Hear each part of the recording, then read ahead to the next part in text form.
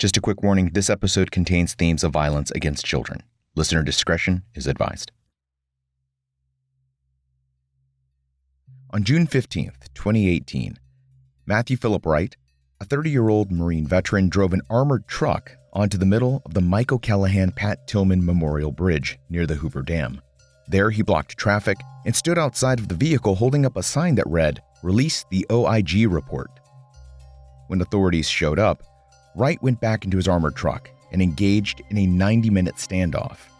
From inside the armored truck, Wright posted several videos to social media. We the people demand full disclosure of the OIG report. No more lies. We want the truth. We deserve the truth. Witnesses claim that Wright was pointing a gun through portholes on the side of the truck. The ordeal came to a head when he tried to flee the scene and the tires of the armored truck were punctured by road spikes. The vehicle came to a stop a few miles southeast of the bridge, and Wright was taken into custody. What would compel this Marine veteran to make such a public and dangerous stance? What is the OIG report? What does all of this have to do with Q? Where we go one, we go all. And in this episode, we're going to explore the world of QAnon and what that might have to do with our veterans and our armed forces. I'm Rod Rodriguez. This is Military Matters. Some of you listening may not have heard about QAnon by name, but you're probably familiar with some of the concepts behind it because some of those ideas have made it into major headlines. Child pedophilia rings, Pizzagate, and the existence of a deep state are terms that have made their way into the mainstream.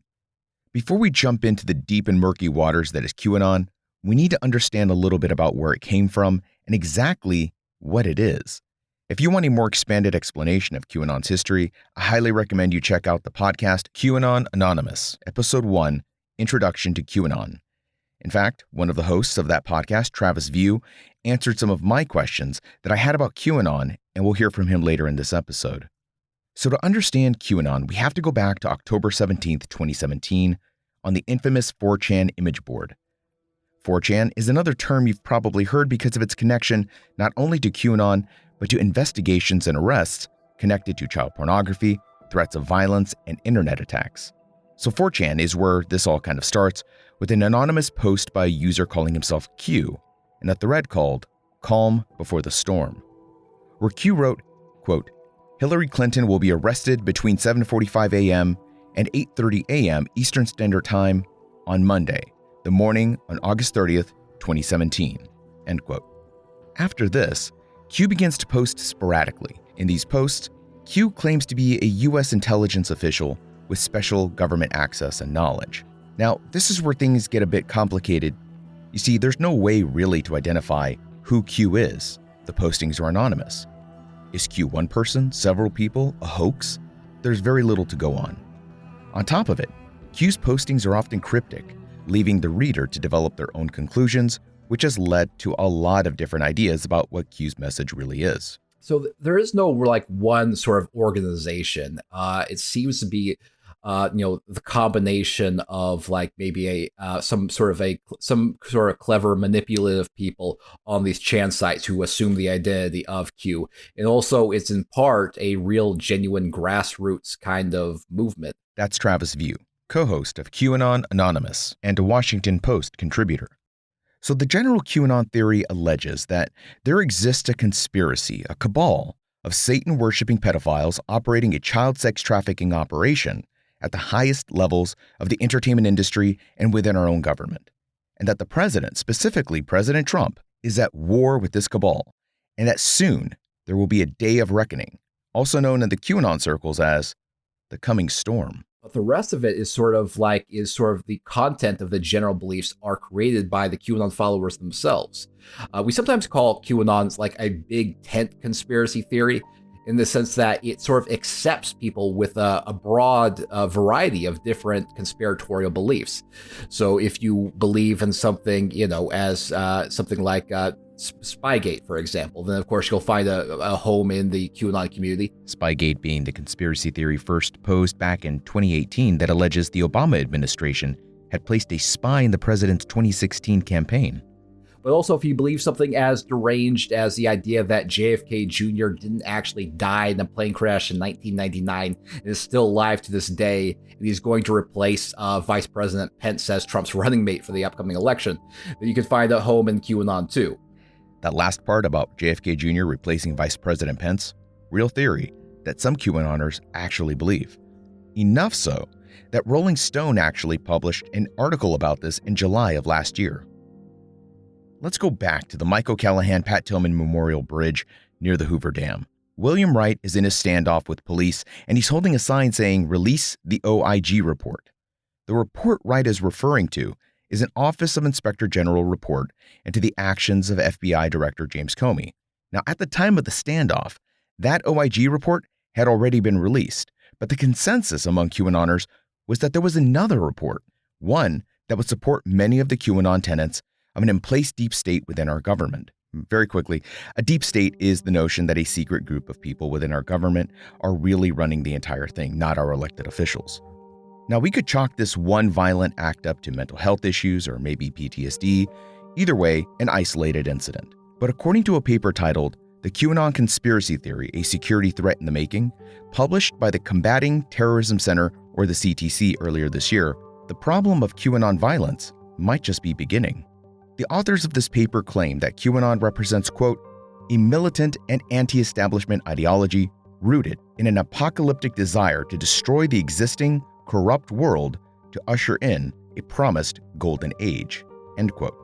The paper goes on to outline 5 QAnon-related criminal cases, including the well-known Comet Pizza ping pong shooting incident involving Edgar Welch, to the lesser-known but highly bizarre murder of a senior Gambino crime family member at the hands of Anthony Camello, who was admittedly obsessed with QAnon beliefs to the point that he wrote a giant Q on his hand and was showing it off during his first court appearance. The authors of the CTC paper used those recent criminal cases to show how QAnon has contributed to the radicalization of ideologically motivated violent extremists right here in the U.S.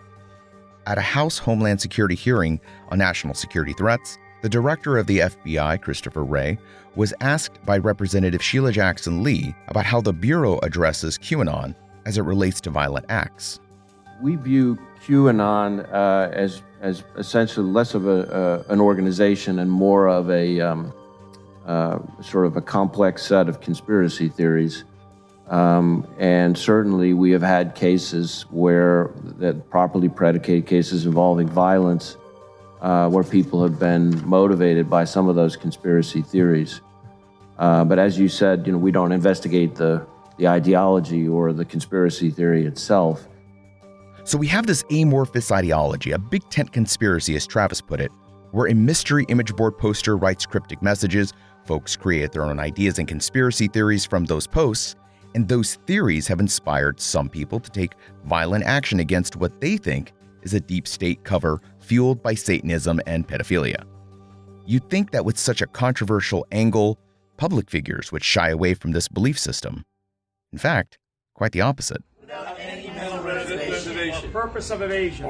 That's retired U.S. Army Lieutenant General and former National Security Advisor Michael Flynn, leading a small group of people through an oath of office, typically taken by federally elected officials. But he finishes it with something different. That's not in the oath. Where we go one, we go all. Where we go one, we go all. God bless America. God bless America. Where we go one, we go all is a phrase supposedly inscribed on a bell on one of John F. Kennedy's sailboats. I say supposedly because I couldn't find any evidence to support that bell existed on any JFK boats. There is some evidence, and I use that term very loosely considering I'm referring to a Reddit thread and a Daily Beast article, that the bell in question is actually on the former presidential yacht, the Honey Fitz. That boat would later be used in several movies, including the 1996 Jeff Bridges film White Squall, in which the bell can be clearly seen, and the phrase "where we go one, we go all" is a central theme of the film. Incidentally, in the trailer to the film, which you can look up on YouTube, there's a scene where one of the characters says, quote, "I don't want to be what I was when I left." Anonymous. Am I connecting dots that don't exist now too? I think one differentiating factor between sort of QAnon and general worry about the state of freedom in the country is that QAnon followers, they believe that there is a plan. It's like there are threats to our freedom, or there are powerful evil people who are controlling things from behind the scenes, but there is a plan that the military is going to execute to rid the world of evil. So there's sort of a fatalism, there's sort of a confidence and optimism that those problems are going to be taken care of by someone else much more powerful and frankly more competent than myself. Whereas, like, again, people who are maybe who are more, I guess, more militia minded, they do not believe that there is a plan. they think that the responsibility is on their shoulders, and they think that some bad, sort of oppressive forces could come to them and do something awful if they don't resist it in a very serious way. When we returned from the break, veterans take a stand against child sex trafficking, but is what they're standing on stable ground? And then General Flynn might just be the tip of a QAnon military iceberg. When we return. 2018. In my hometown of Tucson, Arizona, Louis Meyer captured the attention of the QAnon social media community by taking a local news channel through a deserted desert encampment he claimed was the site of a child trafficking ring. He pointed to all manner of dirty and broken camping gear, holes in the ground, and makeshift cover, explaining how what viewers were watching was part of a bigger pedophilia operation. Authorities would conduct an investigation into these claims and find that there was no evidence to support the makeshift camp was anything but a place where homeless people were congregating and living out of. These facts didn't discourage Louis from forming a group called Veterans on Patrol. Quick note, Louis himself is not a veteran. Louis would later be arrested for making false reports and would continue to be arrested for trespassing on a private property, making allegations that a local cement company was a child trafficking center, and even going so far as to destroy and steal water tanks set up by the organization Humane Borders for cross-border migrants because he claimed they were part of the child trafficking conspiracy. What stood out to me about this story is that a non-veteran would create a group called Veterans on Patrol. Why wrangle vets into this conspiracy? Well, the answer to that is pretty simple, actually. It goes back to, why does an extremist organization want to recruit veterans or service members? Because we bring something to the table that the civilian population usually doesn't: skills and friends. A 2008 intelligence assessment from the FBI titled "White Supremacist Recruitment of Military Personnel Since 9/11" states, quote, "Extremist leaders seek to recruit members with military experience in order to exploit their discipline, knowledge of firearms, explosives, and tactical skills, as well as, in the case of active duty soldiers, their access to weapons and intelligence." Another value that vets and service members bring to extremist groups is our network.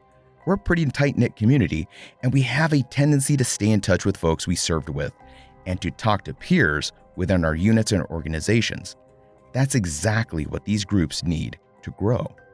So Louis claims to have exposed a desert child trafficking camp, starts a group called Veterans on Patrol, gives these vets a sense of purpose, direction, and motivation for a cause you would be hard-pressed not to call righteous: the safety of children. Now, regardless of what authorities would find, the genie was out of the bottle.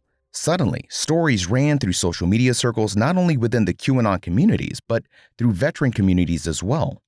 I would know because I myself am part of several veteran-centric social media groups, especially on Facebook. I started seeing tons of videos about exploited children, how Hollywood elites were abusing kids, and politically motivated messages implicating the Clintons, George Soros, Jeffrey Epstein. Even Tom Hanks and Lady Gaga were spotlighted as being part of this global child sex trafficking ring. One message in particular that I saw spread through my social media was that of panda eyes. So the message was always a video or a picture of a child with deep, dark bruising around their eyes. We're told that those injuries were from violent sexual assaults and that the term panda eyes has been popularized by music artists in lyrics and in film. A little bit of digging would reveal not only are those injuries not in line with those types of assaults, but that the pictures being circulated were from children in war-torn countries exposed to explosions. This messaging felt targeted toward the veteran community. I didn't see much of it anywhere else, and it makes sense. We're a community that loves kids, loves our families, and we don't like sitting on the sidelines while bad things happen. Then, I saw this messaging start popping up in other social media circles, such as parenting forums. The New York Times even wrote an article about this Panda Eyes movement after a group was organized called Mothers of QAnon, which vowed to bring this global conspiracy to light. I mean, we talk a lot about how like the QAnon conception of child trafficking or human trafficking is a totally off base. That's Travis View again. In fact, it's so off base that the several human trafficking nonprofits had issued statements distancing themselves from QAnon conspiracy theories or the QAnon community itself. Recently, Wayfair, an online furniture shopping site, became the focal point for QAnon child trafficking conspiracy. The theory went viral, which resulted in social media traffic spikes for anti-trafficking groups, but this also caused a lot of problems for those same organizations. The National Human Trafficking Hotline issued a news release saying it had been overwhelmed with false reports. If anything, these types of sensational conspiracy theories were distorting the truth of child trafficking, turning it into some secret cabal of evildoers, when in fact, it's usually far more simple and closer to home. Lori Cohen, the executive director of ECPAT USA, an anti-trafficking organization, said, quote, "It's easier to focus on public figures than to think about the reality that trafficking is happening in our midst, among people we know, to children we know," end quote. So we know the value that vets and service members bring to the conspiracy table, and that the folks pushing these theories know what buttons to push to make us more apt to digest those theories. But how far has this already gone? Who's already followed the white rabbit? That's another QAnon term. My name is Jack Murphy. I served in the Ranger Regiment and in Special Forces for 8 years. I got out of the Army in 2010, majored in political science at Columbia University, and I've worked as a journalist for about the last 8 years, primarily covering military affairs.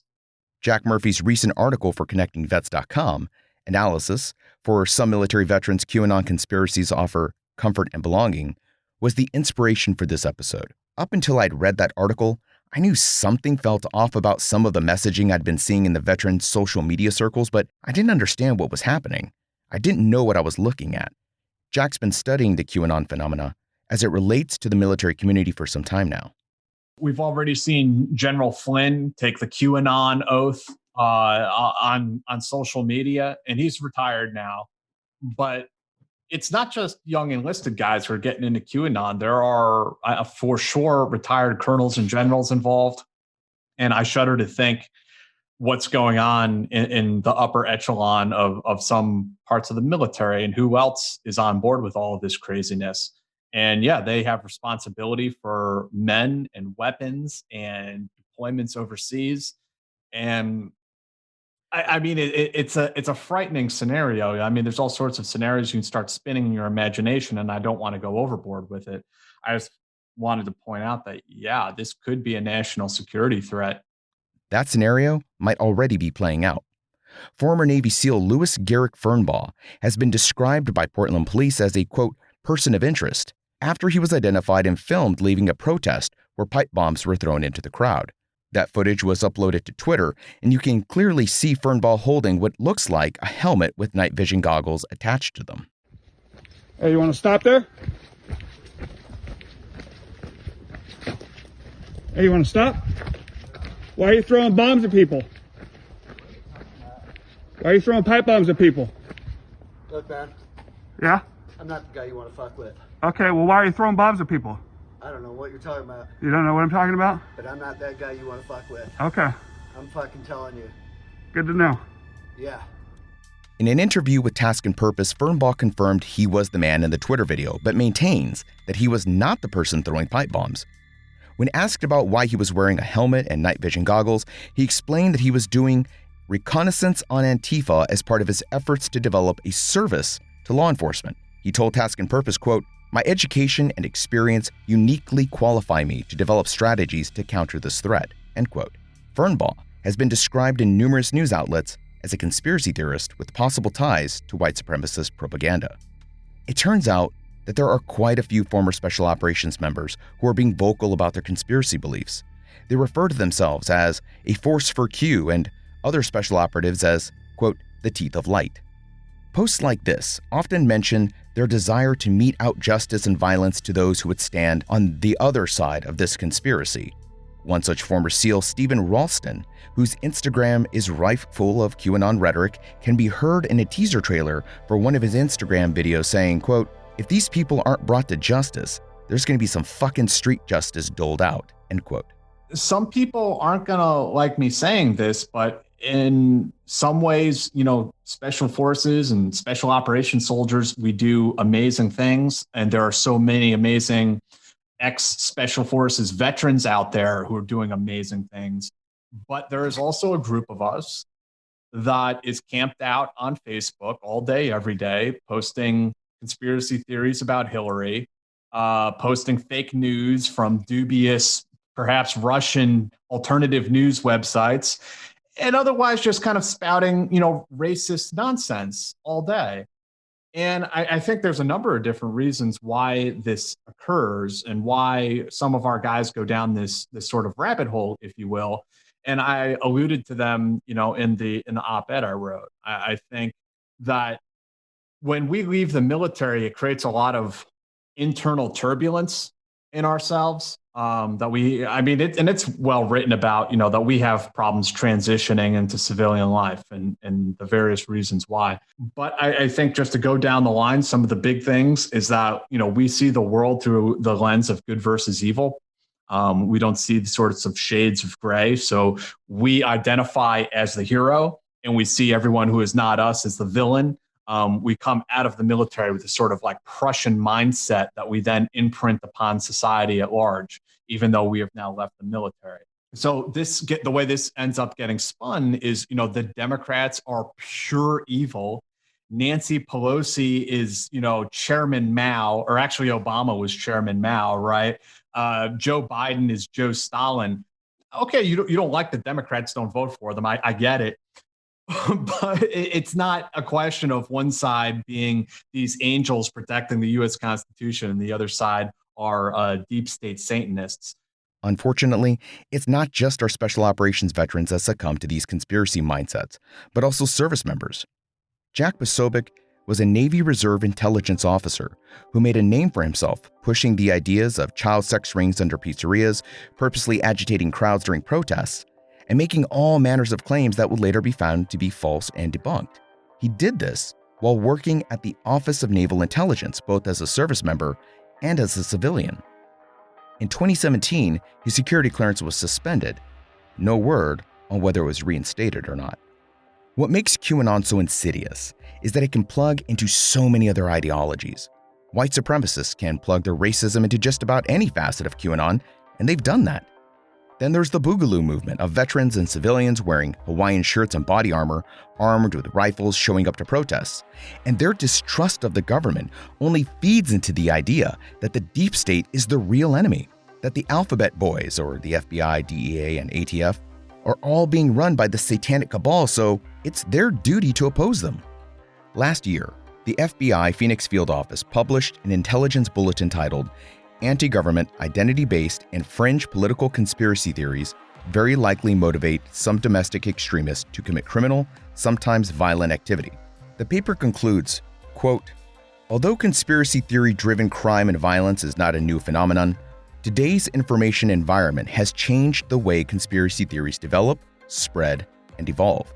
The advent of the internet and social media has enabled promoters of conspiracy theories to produce and share greater volumes of material via online platforms that larger audiences of consumers can quickly and easily access. Based on the increased volume and reach of the conspiratorial content due to modern communication methods, it is logical to assume that more extremist-minded individuals will be exposed to potentially harmful conspiracy theories, accept ones that are favorable to their views, and possibly carry out criminal or violent actions as a result. The internet has also enabled a crowdsourcing effect, wherein conspiracy theory followers themselves shape a given theory by presenting information that supplements, expands, or localizes its narrative, end quote. The paper goes on to express concern by, quote, Some researchers who believe a rise of conspiracism fostered in part by the internet may be accompanied by a search for scapegoats, those believed to be the conspirators' allies, henchmen, or collaborators. Jack Murphy. The problem is that the human mind, the American mind, has been completely rewired and re-engineered by social media. That we're now addicted to the dopamine, the adrenaline that comes along with the sort of outrage of social media and media, mainstream media also. How do you wean people off of that? How do you get them, detox them off of that and return to a sort of sound, thoughtful rationality? I don't think anyone knows how to do that. And I don't think you can just look at conspiracy theorists. I think you have to look at society as a whole as having a societal-wide mental health care issue at this point. Travis View. What I worry about is that what happens when QAnon followers, they stop trusting the plan, because they still believe that this profound evil is still creeping into the United States. They still think that this cabal is still in control. They still think that all of these high-level people are doing unimaginably evil things to children. They'll still have that belief, but they may lose hope that this magical Q team is going to, come in like the cavalry and then save the day. When that happens, I worry that they might think the best thing to do is to take matters into their own hands. And if that happens, they may become more dangerous than they are right now. Conspiracy theories like QAnon are like horoscopes and a choose-your-own-adventure had a baby. You see yourself, your fears, your beliefs reflected back at you. But the best part is that at the center of this blockbuster Hollywood plot is you. You are an active participant in this global thriller, and you can be the hero of the story. You're no longer just a person life happens to. No, you're now the bearer of a hidden truth, chosen to stand up to a force of evil. You have been called upon to be part of something bigger than you. And who doesn't want to answer that call? I get it. Nothing is ever so simple, is it? If there's something we can walk away with from our time in service, our time in uniform, is that nothing is ever black and white. No good versus evil, just people. People following people. People doing what they think is right at the time and hoping history doesn't judge them too harshly. Can we detox our society from the social media conspiracy? I don't know. Are there real-life conspiracies that have turned out to be true? There sure have been. But I would encourage you to think about the message you're receiving from any source, from this source. Ask yourself, what is it that you're being asked to believe, asked to think, asked to do? I can't tell you what value system to filter all that through, but I only hope that we don't become the victims of self-fulfilled prophecies of doom. Because where goes one, we go all. I want to thank my guests, Jack Murphy and Travis View. You can follow Jack Murphy on Twitter at JackMurphyRGR. You can also read his work at connectingvets.com. His article on QAnon and special operations is in the show notes. You can hear more from Travis View on the podcast QAnon Anonymous. Go to QAnonAnonymous.com and you can follow him on Twitter at Travis_View. I'm Rod Rodriguez. This was Military Matters. You can follow me on Twitter at RodPodRod. Don't forget to go to stripes.com, use promo code podcast to get 50% off your digital subscription. 50% off, use promo code podcast. This episode was written and produced by Rod Rodriguez, executive produced by Benjamin Bateman. I will see you at the next episode.